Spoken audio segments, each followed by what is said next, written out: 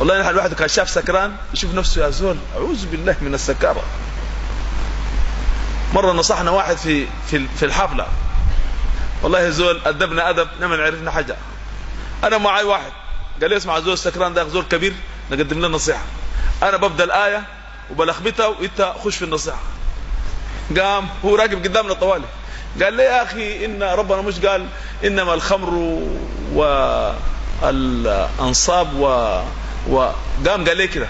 كان هو ذاته زول قدام قال لي لا، قال لي لا ما يا ابني، لا يا ابني، لا ما بيقرا كده. الخمره دي قال لي نزلت فيها 3 آيات. الآية الأولى إنما الخمر والميسر يسألونك عن الخمر قل فيهما اسم كبير ومنافع للناس. قال لنا الناس بيشربوا ساي، دي الآية الأولى. لحد ما ولا تقربوا الصلاة وأنتم شنو؟ قال لها في ناس بيجوا يسكروا بعد العشاء. ده هو ذاته بيعلم فينا قاعد قدام. قال لي لحد ما قال عمر بن الخطاب اللهم حدا شافيا فاصلا في الخمر، إما حلال فنشربها وإما حرام شنو فننتهي عنه.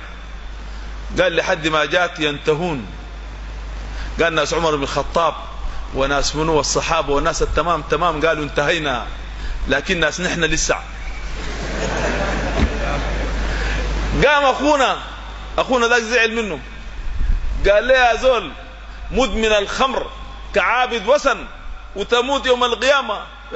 قال لي لا يا ابني إن الله لا يغفر أن يشرك به ويغفر ما دون ذلك لمن يشاء. قلت له يا زول هو يا زول ده والله يا خير بكم مشينا اللي قدام نحن ذاتنا يمكن نسكر، أخليه الزول ده فيكم. ده سكر ذاته بعلم مش ساكت. فأنت بتشوف نفسك فاهم. فقام واحد صحابي قال لعنه الله ما أكثر ما يؤتى به. فقال النبي عليه الصلاة والسلام لا تعينوا عليه الشيطان إنه لا يحب الله ورسوله. شهادة من الرسول عليه الصلاة والسلام. الجلد ده الحد، لكن ما تدخل خشمك.